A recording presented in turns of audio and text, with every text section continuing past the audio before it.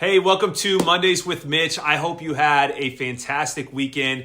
I wanted to talk to you about the basketball team that I got to coach this last 3 months. My daughter plays fourth grade basketball, so I am the coach of 8 fourth grade girls, and I'm telling you, we had one of the best seasons ever. We finished the season 8-0. We had a 1-point win, and then every other win, we dominated. We played great basketball, and nobody could really stop us.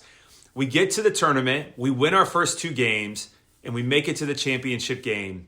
And I'm telling you, during that championship game, there had to have been a clear lid over top of the hoop that I just couldn't see because for some reason, the ball just would not go in, and we struggled. The other team played really intense defense, and we ended up losing that game. And I had, as you can imagine, a bunch of very emotional fourth grade girls, which also made me emotional because I just hate to see the kids that put so much time and effort into their season fall short, right?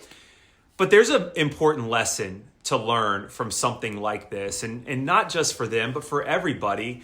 And that lesson is that, you know, we're not going to always win in life. It just doesn't happen that way. I've lost so many times.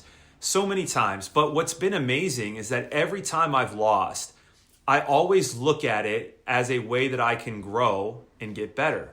And I think that sometimes when we lose, we can let it shrink us instead of letting it sharpen us. And that's what we should do. So if you're experiencing, you know, moments where you've lost a bunch of times in a row, or, you know, maybe you hadn't been to the gym in a week and you kind of got off your routine, you were doing so good, let that help you grow. Let it sharpen you. Get back in the gym and get back to doing the things that you know are going to lead to more wins. But also remember, losses are coming, right? But we have to respond in a great way. One of my favorite formulas that I learned from the great Tim Kite, who is no longer with us, is E plus R equals O, right? Event plus response equals outcome. The crazy thing is like the events in our life, things that happen in our life, we have no control over any of the events. But the one thing we have control over is the R. And that's how we respond to the events that happen in our life. And what's beautiful about that is the response that we have is also going to determine what the outcome is. So E plus R equals O. If you're going through tough times, if you've got things that are just not going your way, always respond to those things in a positive way. I promise the outcome will be great, and it's going to lead to wonderful things for you. I hope you have a great day. Let me know if there's anything I can do to help you, and we'll be back next week for another message. Have a good one.